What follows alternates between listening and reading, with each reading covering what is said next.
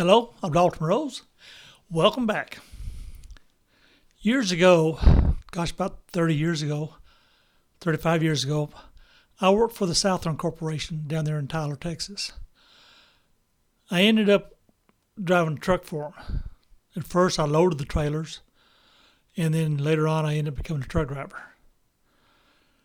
And when the trailers, and I worked in the yard quite a bit. When the trailers come in, you had to open the door and make sure that the ramp was down. Well, this one trailer, I was checking to make sure everything was all right in there.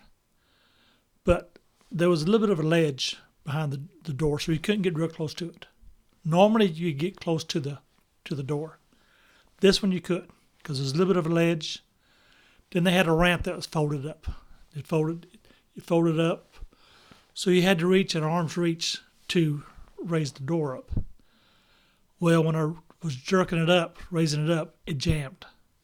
And the tendon that goes over your shoulder blade popped out. It was down in this area.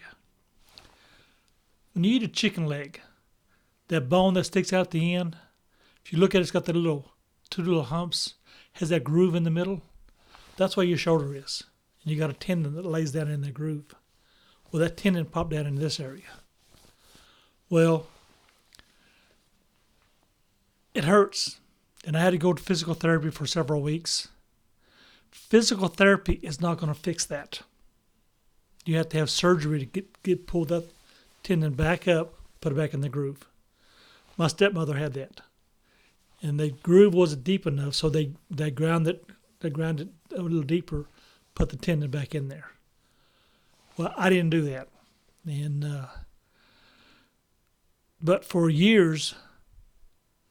I guess about 7 years it was in this area. But my mind got where it blocked the pain. So if I wasn't doing anything today, didn't use this arm a whole lot today, the pain was blocked by my mind. And how I did that is I thought about the pain. I said, what is the pain there for? It's there to let you know something's wrong.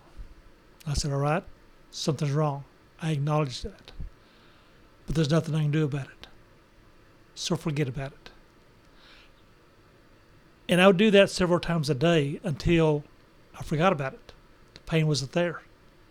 But if I use this arm very much today, tomorrow I have to carry it in a sling. I carried that sling around with me for, I guess until about the last 10 years. 10 years ago, I was able to fix my shoulder. How I did that is I was thinking, I said, how did I hurt it? How did I pull that tendon out? I was raising that overhead door and it jammed. So what I did, I squeezed my fist, had my hand down by my side, squeezed my fist as hard as I could, and I raised it back in that same motion, and then went down to the side. And it actually lifted that tendon back into that groove. But if I was to pick up a pencil or something a little heavier, it'd slide right back out again because it had stretched. Over the 7 years that it had been out of place, it had stretched. So every night before I go to bed, I would do that and lay that sucker down, and then I lay down and go to sleep. It took it maybe a couple of weeks, 3 weeks, for the tendon to slowly tighten up and stayed in that groove. When I was going to this health food store, hanging out there, there was a woman working there that was going to chiropractic school. And I told her what I had done with my shoulder. And the next day when I got up there, the next Saturday when I went to the health food store, she said, Dalton, what did you do to put that tendon back in place? So I went through the steps again. And then it was about, I don't know, maybe 10 years ago. She has her license now. She's got her own business. And she was at this health food store talking to people about physical therapy and chiropractic massages, different things for the body. But when she got there, she asked, does Dalton still come up here?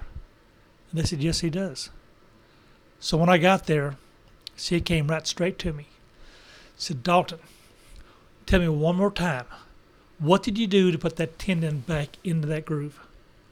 So I went back through the same steps, exactly what I did, and how I had to do it several days, do it before I went to sleep for a couple of weeks, 2 or 3 weeks, until that tendon slowly tightened back up. She said, okay, that's what I needed to know. And I don't know if she had a patient like that or what, but the first time I had told her that, she was going to chiropractic school. So I guess she had a lot on her mind. Now she had her own practice, and her mind was a little bit freed up from having to study all the time, and she wanted to know what I had done. I don't know if you have that kind of problem, but if you do, see you in the next video.